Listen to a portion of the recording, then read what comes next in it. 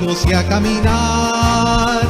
Con su palabra nos enseña, nos alimenta con su pan, nos compromete a ser amigos y a caminar. Ave María Purísima, el ángel del Señor anunció a María: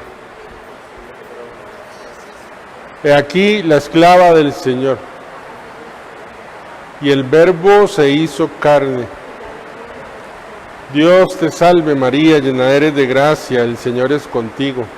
Bendita eres entre todas las mujeres, y bendito es el fruto de tu vientre, Jesús.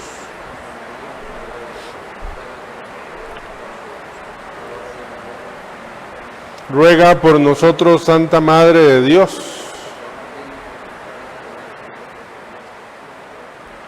En el nombre del Padre, del Hijo y del Espíritu Santo, que la misericordia de Jesucristo el Señor esté con cada uno de ustedes.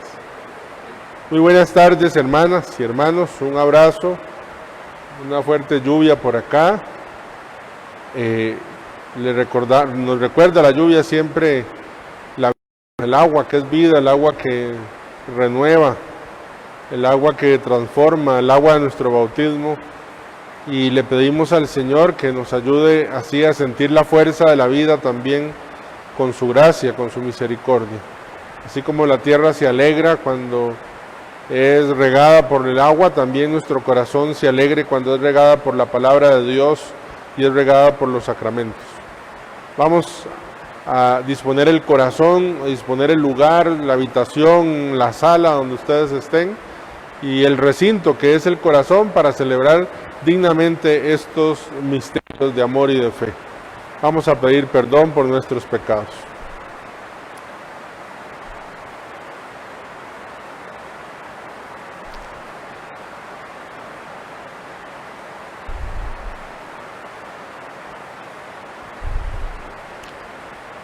Digamos: yo confieso ante Dios Todopoderoso y ante ustedes, hermanos, que he pecado mucho de pensamiento, palabra, obra y omisión, por mi culpa, por mi gran culpa. Por eso ruego a Santa María, siempre Virgen, a los ángeles, a los santos y a ustedes, hermanos, que intercedan por mí ante Dios nuestro Señor. El Señor Todopoderoso tenga misericordia de nosotros, perdone nuestros pecados y nos lleve a la vida eterna. Señor, ten piedad. Cristo, ten piedad. Señor, ten piedad. Oremos. Señor Dios, que has preparado bienes invisibles para los que te aman, infunde en nuestros corazones el anhelo de amarte, para que, amándote en todo y sobre todas las cosas, consigamos tus promesas que superan todo deseo. Por nuestro Señor Jesucristo, tu Hijo, que vive y reina contigo en la unidad del Espíritu Santo y es Dios por los siglos de los siglos. Amén. Vamos a sentarnos y a escuchar con atención la palabra de Dios.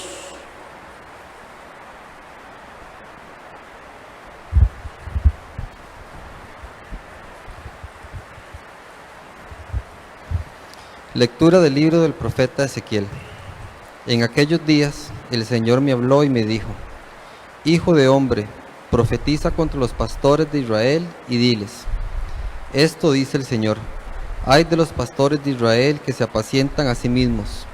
¿No deben los pastores apacentar a las ovejas? Pero ustedes se toman la leche de ellas, se visten con su lana, sacrifican las ovejas mejor alimentadas y no apacientan el rebaño. No fortalecen a las ovejas débiles, no curan a las enfermas ni cuidan a las que están heridas. No hacen volver a las descarriadas ni buscan a las perdidas, sino que las dominan con crueldad y violencia. Mis ovejas se han dispersado por falta de pastor y se han convertido en presa de todos los animales salvajes. Mi rebaño anda errante por todas partes, por los montes y las colinas.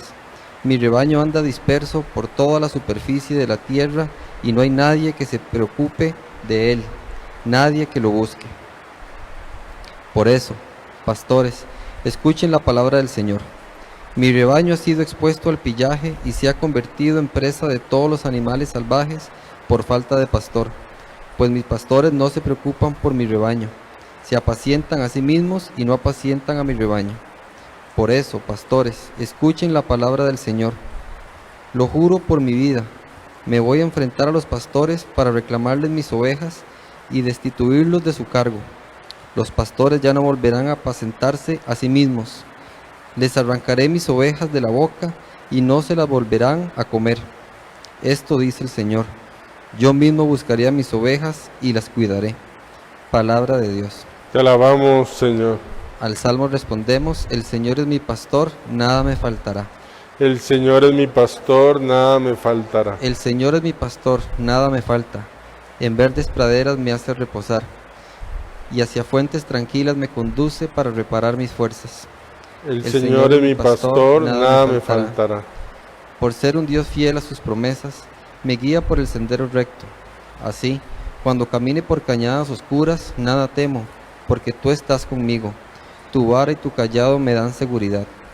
El Señor es mi pastor, nada me faltará. Tú mismo me prepararás la mesa, y a despacho de mis adversarios. Me unges la cabeza con perfume y llenas mi copa hasta los bordes. El Señor es mi pastor, nada me faltará. Tu bondad y tu misericordia me acompañarán todos los días de mi vida, y viviré en la casa del Señor por años sin término. El Señor es mi pastor, nada me faltará.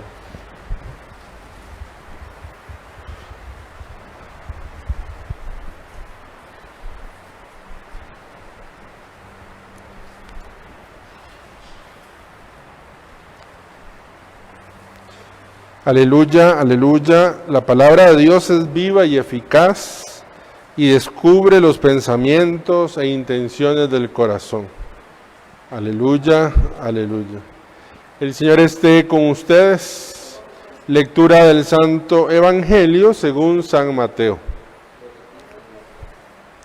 En aquel tiempo, Jesús dijo a sus discípulos esta parábola. El reino de los cielos es semejante a un propietario que al amanecer salió a contratar trabajadores para su viña. Después de quedar con ellos en pagarles 1 denario por día, los mandó a su viña. Salió otra vez a media mañana, vio a unos que estaban ociosos en la plaza y les dijo: vayan también ustedes a mi viña y les pagaré lo que sea justo. Salió de nuevo a mediodía y a media tarde hizo lo mismo. Por último, salió también al caer de la tarde y encontró todavía otros que estaban en la plaza y les dijo: ¿por qué han estado aquí todo el día sin trabajar? Ellos le respondieron: porque nadie nos ha contratado. Él les dijo: vayan también ustedes a mi viña. Al atardecer, el dueño de la viña le dijo a su administrador: llama a los trabajadores y págales su jornal, comenzando por los últimos hasta que llegues a los primeros. Se acercaron pues los que habían llegado al caer la tarde y recibieron 1 denario cada uno. Cuando les llegó su turno a los primeros, creyeron que recibirían más, pero también ellos recibieron 1 denario cada uno. Al recibirlo, comenzaron a reclamarle al propietario diciéndole: esos que llegaron al último solo trabajaron 1 hora y sin embargo les paga lo mismo que a nosotros, que soportamos el peso del día y del calor. Pero él respondió a uno de ellos: amigo, yo no te hago ninguna injusticia, ¿acaso no quedamos en que te pagaría 1 denario? Toma pues lo tuyo y vete. Yo quiero darle al que llegó a lo último lo mismo que a ti. ¿Qué? ¿No puedo hacer con lo mío lo que yo quiero? ¿O vas a tenerme rencor porque yo soy bueno? De igual manera, los últimos serán los primeros y los primeros los últimos. Palabra del Señor. Por las palabras del Santo Evangelio.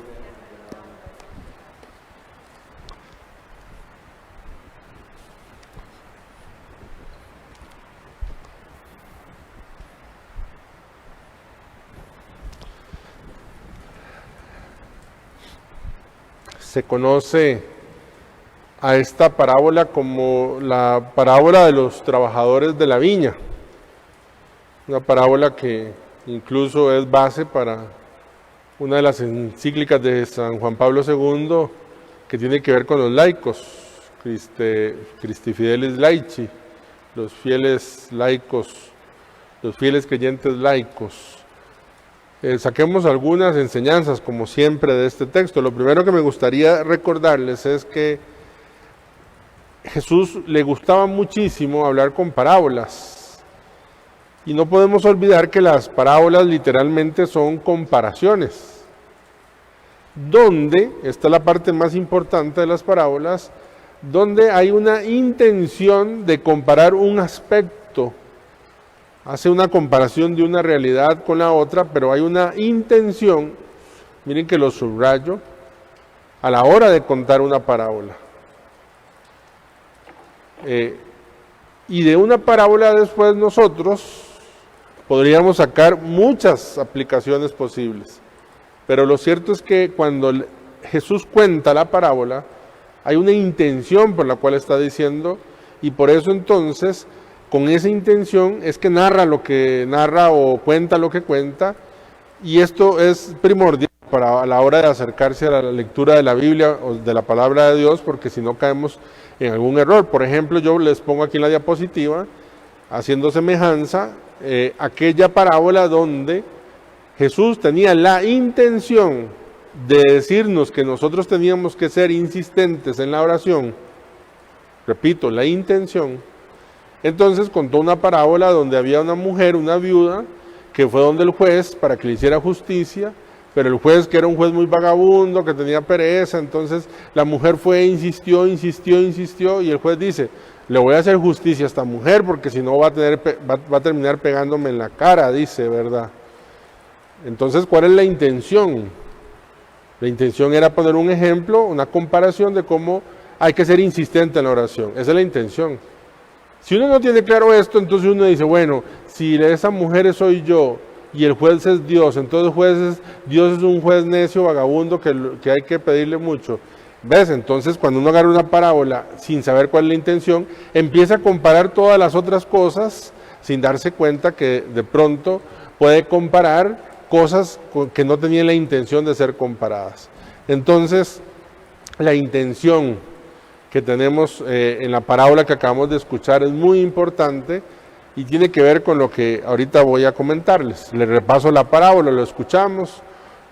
Acuérdense que se acostumbraba que las personas que no tenían trabajo se iban a una plaza, al mercado, y los que necesitaban trabajadores iban allí y los contrataban. Bueno, este hombre fue a la mañanita, al amanecer, por la cuenta de horas que nos dice en griego, sabemos que a las 6 de la mañana, y había un grupo y los contrató por un denario. Eso es lo que se le paga. Usted sabe que un denario es lo que equivale a un salario de un día. Luego fue a las 9 de la mañana, porque vio que le hacía falta gente, y contrató y le dijo, le pagaré lo justo. Fue a mediodía, a las 12 mediodía, luego fue a las 3 de la tarde también, y luego al caer la tarde, a las 5 de la tarde más o menos, fue y contrató. Solamente a los primeros les dijo, ¿verdad?, que iba a pagar. Y luego sabemos, escuchamos, le dijo al administrador que les pagara, que empezara por el último, y al último, el que trabajaba 1 hora, le pagó un denario. Y así uno por uno, hasta que llegó a los que empezaron a trabajar a las 6 de la mañana.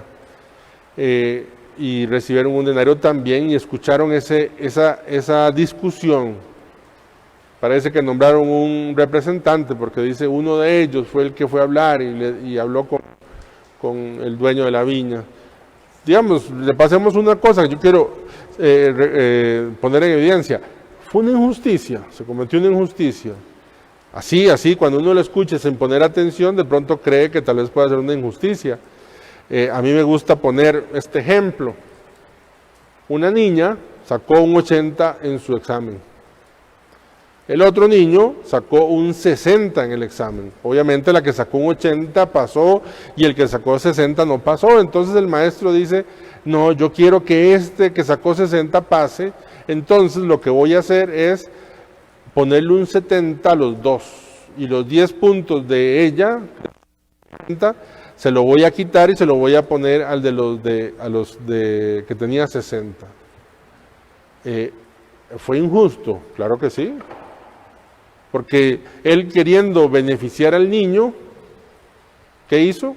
Perjudicó a la niña, le quitó lo que la niña se había ganado. No es el caso de la parábola. El Señor dice, a los que entraron a trabajar a las 6, ¿cuánto te voy a pagar? 1 denario, y eso fue lo que le pagó el denario. Cuando llegó a pagarle al que había trabajado apenas 1 hora, que empezó a trabajar a las 5 de la tarde, ¿cuánto le pagó? 1 denario, pero le quitó plata a los de las 6 de la mañana, los que habían acordado el trato que habían hecho. No, es diferente al caso anterior. El caso anterior, por ayudarle a uno, el maestro perjudicaba al otro. En este caso, no ha perjudicado a nadie, le ha dado lo que se ha acordado. Entonces, en el primer caso, digamos que hubo justicia, fue justo, lo que se acordó, eso le pagó. Y en el segundo caso hubo gracia. Esto sí es importante y esa era la intención que Jesús tenía a la hora de contar esta parábola. Y fíjese que Mateo, que es el evangelista de la iglesia, es el que habla un poco más de la iglesia, de la comunidad, le toca enfrentar, después de que Jesús muere y resucita, a la comunidad donde empiezan a llegar paganos. Y entonces los judíos que estaban desde el inicio, que se habían vuelto cristianos, empezaban a ver con recelo a esos paganos, de que cómo entonces se les permitía pasar a la mesa del pan, de cómo tal cosa, si ellos no estaban desde el inicio. ¿Ven? Cómo entonces esta palabra de Dios va iluminando entonces la realidad de la comunidad. Pero entonces ahora nosotros, esta fue la intención, hagamos nosotros 3 aplicaciones, o 3 enseñanzas muy sencillas y evidentes que no implican como gran profundidad, digamos, en la palabra, sino que están allí con mucha claridad, pienso yo. La primera es la envidia. La envidia. Miren cómo define el catecismo la envidia. Dice, una tristeza ante el bien del prójimo, considerado como mal propio, en cuanto se cree que disminuye la propia excelencia o felicidad. Imagínense que la persona envidiosa tiene un chip en la cabeza y sobre todo en el corazón, que si la persona tiene un bien, ese bien yo lo veo para mí como un mal, porque ese bien que tiene esa persona me quita mi felicidad. Me quita mi felicidad. La persona envidiosa entonces, ciertamente, por un lado, y creo que es lo que tradicionalmente nosotros le damos énfasis a la envidia, es que desea el bien de la otra persona. Desea el carro que tiene la persona, desea el vestido que tiene la persona, desea el puesto de trabajo que tiene la persona, desea la esposa, el esposo que tiene la otra persona. La persona envidiosa desea. Pero hay otro tipo de envidia, y que para mí es como la raíz más bien de la envidia, es cuando quisiera, no, ahorita lo pongo en una frase, no el bien de la otra persona, sino que ojalá no tuviera ese bien.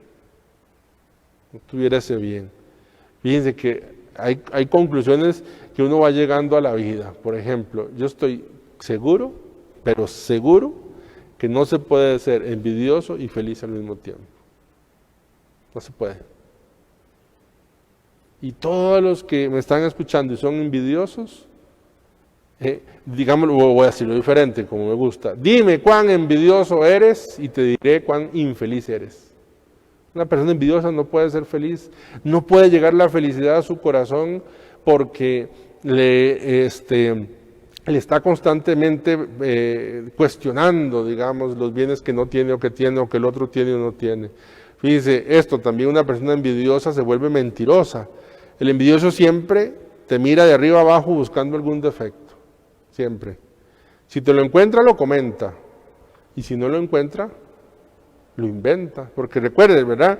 El bien del otro lo veo como un mal para mí, entonces, ¿cómo hago para que ese bien se venga abajo?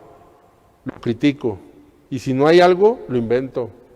Entonces, fíjese que el envidioso ya jala, como si fuera un imán, ya jala otro pecado que es el chisme, y ya jala otro pecado que es la mentira. Lo sabemos, dice el Catecismo de la Iglesia Católica, frente a la envidia, caridad. Entonces, si usted me está escuchando y padece de envidiitis aguditis, lo que necesita es una gran experiencia de caridad, que aprenda, que practique alegrarse por el bien del otro. Qué bonito es que el bien del otro sea un bien para mí también.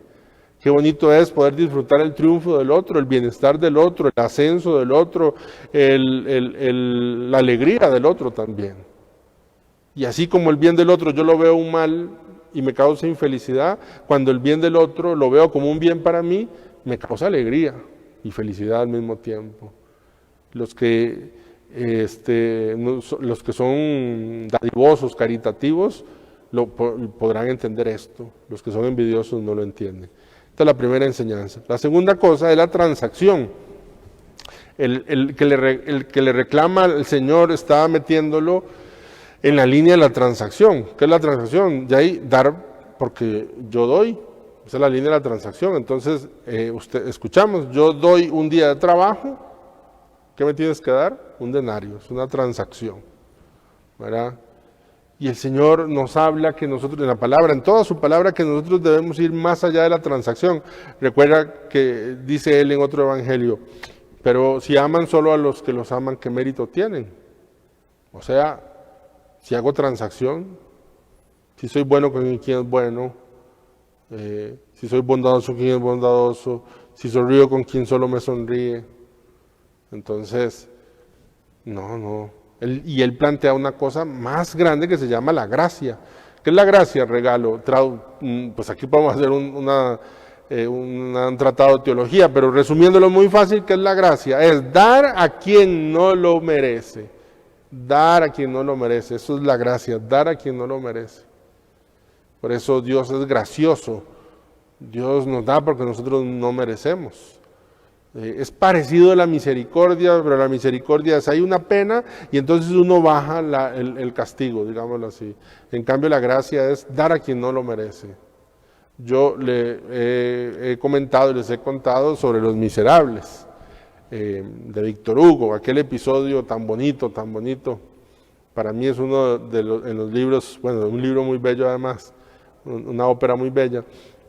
Aquel hombre que se viene persiguiendo a la policía, recuerdan, lo he comentado, el padre de la casa cural, el párroco lo ayuda para que no lo apresen. Mientras está dormido, el ladrón se levanta y no solo se va, sino que se va con todas las cosas de plata. Con la mala suerte de que lo encuentran los policías y lo agarran y le dicen, usted se robó esto. Y él dice, no me lo he robado, jamás. Y entonces se lo llevan donde el padrecito. Cuando el padrecito lo ve y le preguntan al padre, dice, él se robó esto. Y entonces él le dice, no se lo robó, yo se lo regalé. Es más, si le faltó esto, entonces agarra otro poco más y se lo da. El ladrón se fue. No pudo dormir, en muchas noches no pudo dormir y vino a devolver las cosas y nunca más robó. No, el Padre no solo fue misericordioso, sino actuó con gracia. No lo merecía. Y fíjese que la gracia fue la que hizo que esa persona cambiara. Entonces, ¿alguna injusticia? ¿Sufrió alguien alguna injusticia? ¿Sufrió alguien alguna injusticia el que llegó a trabajar a las 6 de la mañana? No. Al de las 9 de la mañana, no. Al de las 12 de mediodía, no. Al de las 3 de la tarde, no. Al de las 5. ¿Quién sufrió injusticia? El dueño de la viña. Lo trataron mal. Hicieron un berrinche. Fíjese que ese es, ¿cómo se llama? Una de las consecuencias. Cuando usted va a actuar con gracia, hay gente que se va a enojar con usted o le va a decir que usted está loco. Siempre. Cuando usted va a salir más allá de la lógica de la transacción, frente a su familia, frente a sus amigos, siempre va a quedar como el loco, como el tonto, y se van a enojar y se van a molestar. Aquella mamá, ya con hijas grandes, tiene su esposo no, se enamora de otra mujer, de la mitad de la edad de él, deja la casa, la deja botada a ella y a sus hijas, ya las hijas casadas, siempre recuerdo esto, le detectan cáncer al señor, y el día siguiente que le detectan cáncer, su mujer, la amante, lo deja, claro, no quería cuidar a un enfermo. ¿Y quién la cuida? ¿Quién recoge a ese señor, cómo se llama, enfermo para darle final? ¿Quién? La esposa. No lo merecía, ni siquiera fue que él le pidió. Ella supo que estaba enfermo y que lo habían abandonado. Ella fue y le dijo: yo hice una promesa a Dios y yo quiero honrar esa promesa, así que permítame cuidarlo. Lo cuidó como si fuese, pues no tenían vida de esposos, pero lo cuidó. Y su familia se enojó, se enojaron, sus hijas se enojaron, las amigas le dijeron: es que vos sos tonta, qué bruta, se estaba aprovechando de vos, ese se merece que quede allí como un perro, tal cosa, el otro. Esta mujer entendió que era la gracia. Y la gracia es actuar con amor con respecto a alguien que no tiene mérito, no lo merece. Pues darle a quien lo merece es justicia. Justicia o gracia es la comunión, por ejemplo. Usted merece, usted cuando comulga es un acto de justicia. Yo pienso que hay gente que cree que comulgar es justicia. Me porté tan bien que es justo que yo comulgue, sin darse cuenta que la comunión siempre es un acto de gracia, siempre es regalo de Dios, siempre es regalo de Dios. Y yo quisiera terminar con una frase de San Agustín. San Agustín dice: quien huye de la gracia, lo alcanza su justicia. Quien huye de la gracia de Dios, lo alcanza la justicia de Dios. ¿Esto qué significa? Significa de que Dios quiere darte gracia. Inventa los sacramentos, la Eucaristía para la gracia, la palabra de Dios para la gracia, pero tú dices: no me interesa la gracia, no me interesa la Eucaristía, no me interesan los sacramentos. Entonces huyes de la gracia. ¿Qué te vas a topar al final? Su justicia, es decir, te va a dar lo que mereces, cuando quiso siempre darte más allá de lo que mereces. San Agustín, esa frase que me golpea en mi mente y mi corazón: quien huye de la gracia de Dios, lo alcanza la justicia de Dios. Y yo pienso que nos va mejor si nos alcanza su gracia que su justicia. Tengo un sacerdote amigo que cuando yo le digo: oye, padrecito, que Dios le pague, y él siempre me responde: con que no me cobre, ¿verdad? Que Dios le pague sería justo. Con que no me cobre sería gracioso, sería de la gracia. Yo creo que nos hace bien ir pensando en la vida que nosotros recibimos mejor paga de la que merecemos. Y no como este hombre que cree que recibió menos, a pesar de que haya recibido lo justo, ¿verdad? Yo ofrezco esta Eucaristía si usted está atado al pecado de la envidia, si le tiene estrangulado, porque la envidia es como que si alguien le estuviera ahogando siempre, ¿verdad? Yo ofrezco esta Eucaristía para que usted encuentre liberación en el Señor, que nos hace libres por la caridad. Si de pronto en su vida todo es transacción, todo lo va contando, doy más de lo que recibo, recibo más de lo que doy, la gente me trata de esta manera, lo otro, pues yo ofrezco la Eucaristía también para que el Señor le dé fortaleza. Y de último, si está sufriendo por ser gracioso, si está sufriendo porque ha mostrado gracia y la están tratando mal, lo están tratando mal, se están riendo de usted, se está burlando de usted, que encuentre en la Eucaristía también fortaleza para seguir adelante. Y si no es ninguno de los casos, pues esa frase al corazón: si huyes de la gracia de Dios, te va a alcanzar la justicia de Dios. Este evangelio, el domingo 25, del domingo 20 de agosto, nos lo vamos a topar en el domingo. Así que vaya preparando también el corazón para que el Señor nos siga hablando.